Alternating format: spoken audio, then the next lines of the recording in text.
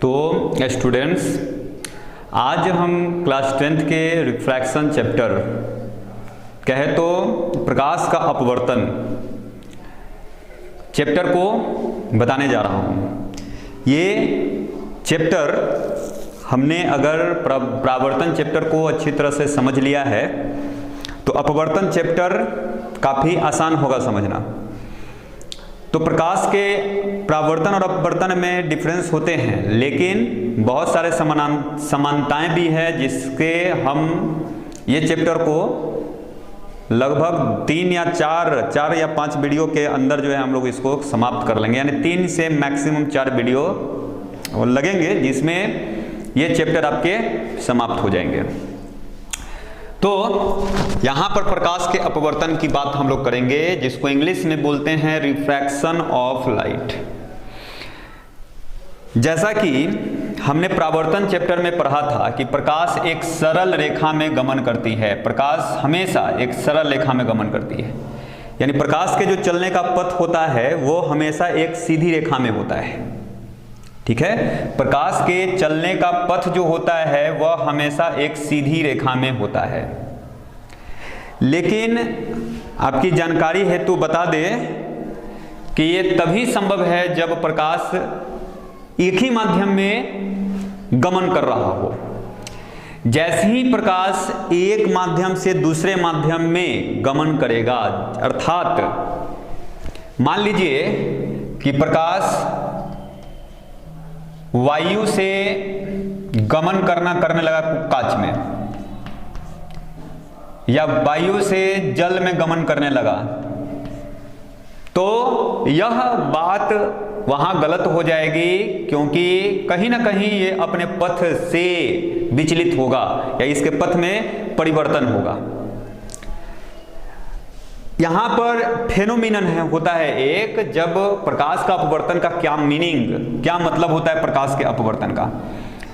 तो सिंपल भाषा में अगर हम समझे तो प्रकाश की किरणें जब एक माध्यम से one medium to another medium, मतलब एक माध्यम से दूसरे माध्यम में गमन करती है, तो गमन करती है तो उसके पथ में होने वाले परिवर्तन मतलब क्या होगा कि जब प्रकाश की किरणें एक माध्यम से दूसरे माध्यम में गमन करती है। यहां देखिए हमने फिगर में 2 माध्यम को दिखाया है।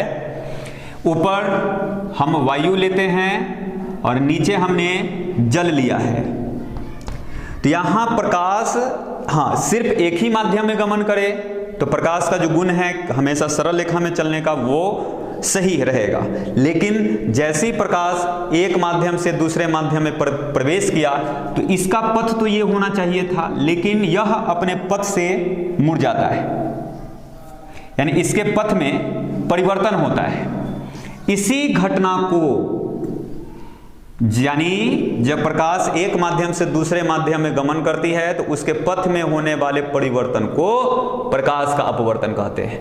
मतलब यहां जो बेंड हुआ, यानी कि जो एक घटना घटा, एक फेनोमिनन घटा, ये सीधे ना जाकर ये अपने पथ में परिवर्तन कर दिया, इसकी दिशा बदल गई, तो इसी घटना को हम प्रकाश का अपवर्तन कहते हैं। तो आप सिंपल भाषा में प्रकाश के अपवर्तन को अगर समझे तो प्रकाश एक माध्यम से जब दूसरे माध्यम में प्रवेश करती है तो उसके पथ में होने वाले परिवर्तन को प्रकाश का अपवर्तन कहते हैं।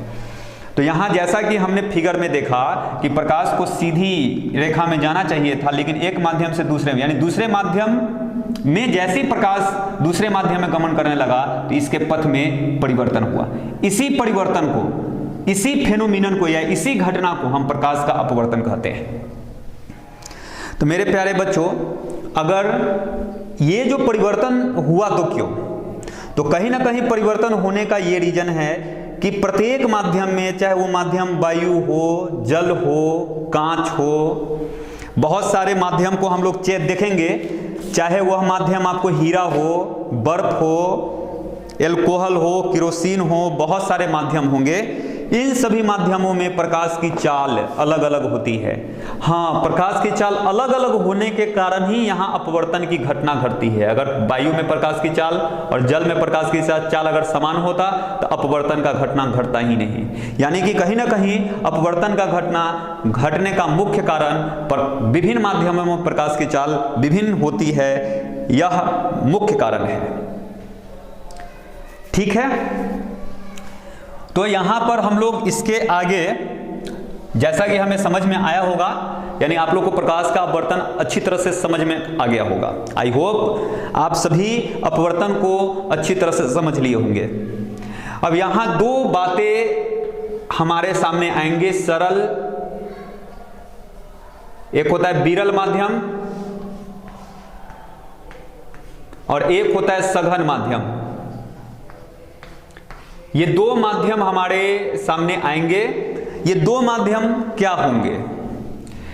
देखो, अगर दो माध्यम दिए रहने पर जिस माध्यम में प्रकाश की चाल अधिक होगी, यानी जिस माध्यम में दो माध्यम दिया रहेगा तो जिस माध्यम में प्रकाश की चाल अधिक होगी उसे हम बोलेंगे विरल माध्यम। यानी जिस माध्यम में प्रकाश की चाल अधिक होगा उस माध्यम को हम बोलेंगे विरल माध्यम, और जिस माध्यम में प्रकाश की चाल कम होगी उस माध्यम को हम बोलेंगे सघन माध्यम। विरल माध्यम को हम बोलते हैं रेयर मीडियम, सघन माध्यम को हम लोग बोलते हैं डेंसर मीडियम। तो रेयर मीडियम, डेंसर मीडियम में क्या होगा कि जिस माध्यम में प्रकाश की चाल अधिक होगी उसको हम लोग बोलेंगे रेयर मीडियम यानी विरल माध्यम, और जिस माध्यम में प्रकाश की चाल कम होगी उसको हम लोग बोलेंगे सघन माध्यम। या दो माध्यम दिए रहने पर, जैसा कि हम अगर वायु और जल की अगर बात करें तो वायु और जल अगर हम दो अलग अलग माध्यम में हम माध्यम के कण को देखें, ये वायु में क्या होगा, जो माध्यम का कण होगा वो जल के माध्यम के कण के अपेक्षा, जल का जो माध्यम का कण होगा उसके अपेक्षा दूर दूर पर होगा। तो इस दो में अगर हम कंपेयर करें तो ये वायु हो गया विरल माध्यम और जल हो गया सघन माध्यम। तो या यूं हम कह सकते हैं कि दो माध्यम दिए रहने पर जिस माध्यम के कण निकट निकट पर हो वह सघन माध्यम और जिसके दूर दूर पर हो वह विरल माध्यम होगा।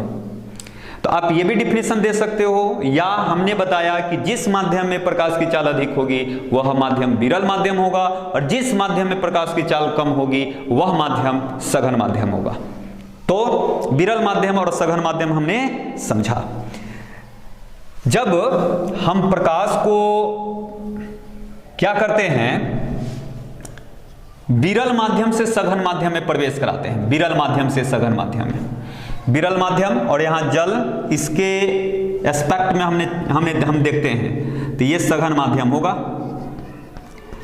तो हमने क्या किया, जहां प्रकाश इंसिडेंट होता है किस पर, तो दोनों माध्यम को अलग करने वाले सतह पर, वहां पर हमने एक क्या किया, उस पॉइंट पर एक नॉर्मल कंसीडर किया, यानी एक अभिलंब हमने खींचा, अभिलंब।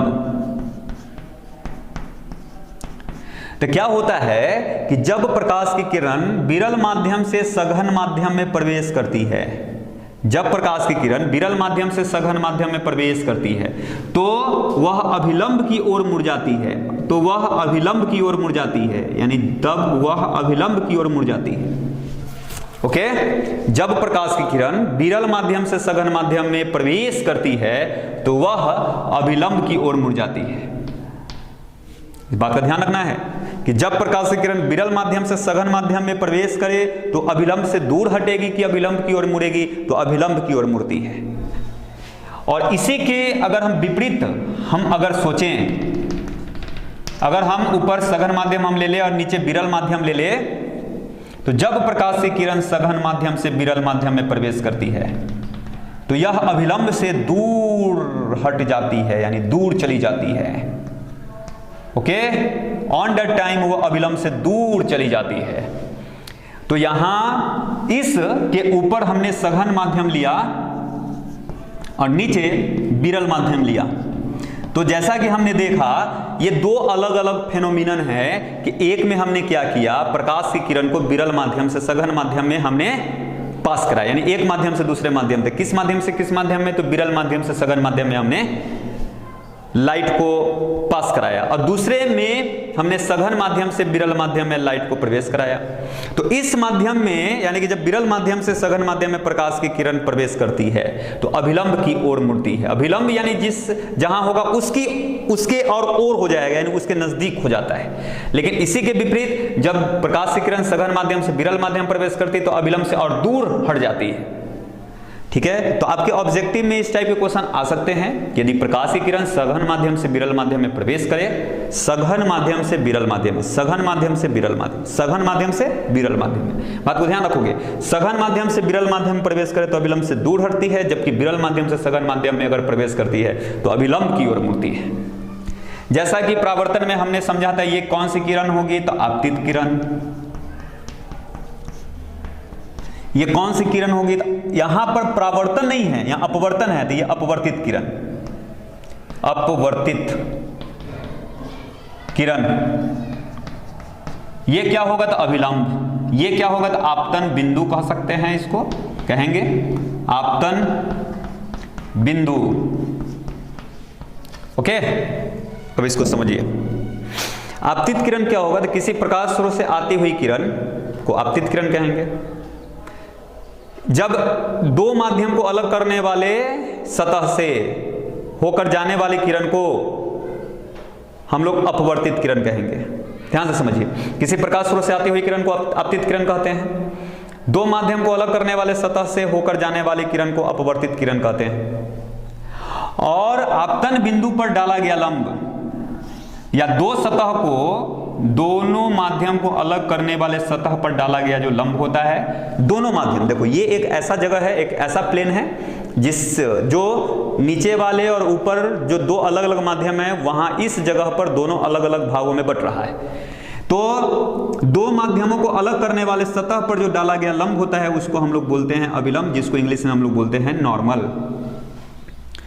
और जैसा कि हमने फर्स्ट चैप्टर में हमने पढ़ा था कि आपतित किरण और अभिलंब के बीच बना कोण आपतन कोण, जिसको हम लोग आई से रिप्रेजेंट करते हैं, और अपवर्तित किरण और अभिलंब के बीच बना कोण अपवर्तन कोण, जिसको हम लोग आर से रिप्रेजेंट करेंगे। तो मेरे प्यारे बच्चों, इस बात को आपको ध्यान रखना है कि विरल माध्यम में हमेशा आपतन कोण बड़ा होगा। देखो इसके अपेक्षा अगर हम यहां देख रहे हैं तो ये कोण बड़ा दिख रहा है।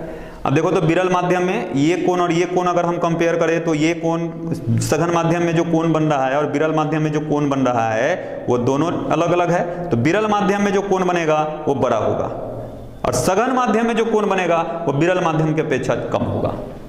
तो ये बात हमें समझ में आएगा कि अगर आपतन कोण यहाँ, तो आपतन कोण जो भी मैंने टर्म समझाया वो तो समझ में आया ही होगा। और बात आता है कि इस स्थिति में आपतन कोण बड़ा होगा, और जबकि इस स्थिति में अपवर्तन कोण बड़ा होगा, यानी आर का मान बड़ा होगा। यानी आपको इस बात को ध्यान रखना है कि विरल माध्यम में जो भी कोण बन रहा होगा वह कोण बड़ा होगा, चाहे वो आपतन कोण हो या अपवर्तित कोण, अपवर्तन कोण हो। इस आई को हम लोग आपतन कोण कहते हैं, आर को अपवर्तन कोण कहते हैं। अब प्रकाश के अपवर्तन के नियम क्या होते हैं? तो प्रकाश की किरणें एक माध्यम से दूसरे माध्यम में मुख्यतः दो नियम के अनुसार, दो नियम का पालन करती है।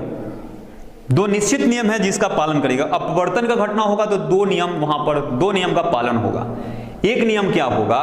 तो आपतित किरण, अपवर्तित किरण और अभिलंब तीनों एक ही समतल में होता है, जो कि परावर्तन का पहला नियम भी है।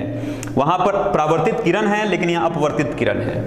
यानी अपवर्तन के क्या होगा? अपवर्तन के दो नियम। पहला, आपतित किरण, अपवर्तित किरण और अभिलंब तीनों एक ही समतल में होता है। ये पहला नियम हो गया आपतन का। यानी कि जब भी अपवर्तन का घटना होगा तो ये नियम वहां पर लगेंगे, यानी ये नियम का पालन करेगा। और दूसरा, आपतन कोण की जया। देखो जया जब भी बोला जाएगा तो साइन लेना है, साइन। ट्राइगोनोमेट्री एक रेशियो है साइन, जया का मतलब साइन। साइन को हिंदी में हम लोग बोलते हैं जया। तो आपतन कोण की जया मतलब आई हमको साइन के साथ लेना है, और अपवर्तन कोण की जया यानी कि साइन आर, इसका जो अनुपात होता है एक नियतांक होता है। इसका अनुपात क्या होता है? एक नियतांक, जिसको हम लोग म्यू से रिप्रेजेंट करते हैं। यानी अपवर्तन का दूसरा नियम क्या है कि साइन माने आपतन कोण की ज्या अपवर्तन कोण की ज्या का अनुपात एक नियतांक होता है। क्या होगा? तो आपतन कोण की ज्या और अपवर्तन कोण की ज्या का अनुपात, ज्या मैं बोल रहा हूं तो साइन के साथ उस एंगल को लेना है, नियतांक होता है। इसी को हम लोग स्नेल के नियम के रूप में भी जानते हैं। यानी अपवर्तन का जो दूसरा नियम है उसे हम स्नेल का नियम भी कहते हैं। स्नेल साहब ने 1621 ईस्वी में इस नियम का प्रतिपादन किया था, या इस नियम के बारे में उन्होंने बताया था। ओके, तो जैसा कि हमने इस बात को समझा, आज हम लोग अपवर्तन में बस इतने बातों को रहने देते हैं और नेक्स्ट वीडियो में फिर हम लोग इसके आगे के बातों पर चर्चा करेंगे। ओके।